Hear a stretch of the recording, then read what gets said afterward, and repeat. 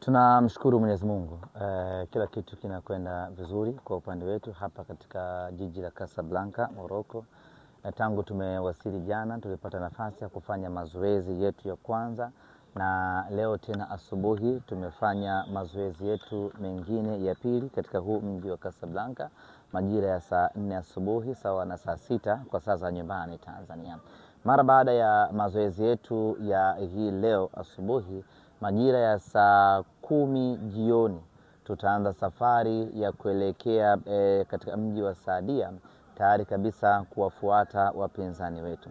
Tutaondoka hapa kwa ndege tuliyokuja nayo, msafara wa watu wote ambao tumekuja kutoka Tanzania.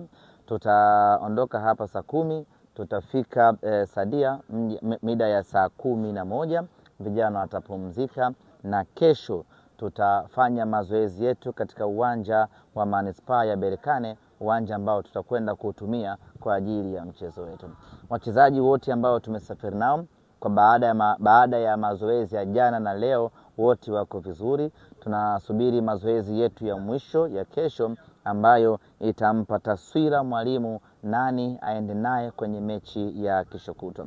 Mwalimu ametumia program ya jana na leo kutengeneza mipango ya kimbinu na kiufundi kuelekea katika mchezo huu, na ndio maana mnaona hata ninyi waandishi ambao mmekuja kutoka Tanzania, mwalimu hakutaka kuwapa nafasi ya kuhudhuria mazoezi yake ili yeye atengeneze mpango kazi wake wa kiufundi na kimbinu kuelekea katika mchezo huu. Kimsingi na kifupi ni kwamba maandalizi yetu yanakwenda vizuri. Mpaka hivi sasa tuko salama sana. Hatujapata changamoto ya aina yoyote ile hadi kufika hii leo. Tunategemea pengine purukushani zinaweza zikaanza kesho baada ya kufika katika mji ambao tunakwenda kucheza mchezo wetu, lakini kifupi tu ni kwamba tuko salama na tuko tayari. Semaji, tukiwa tunaendelea kufuatilia kile ambacho kinaendelea hapa, tunafahamu focus yenu kwenye mchezo wa raundi ya kwanza ambao ni siku ya Jumamosi tarehe 17.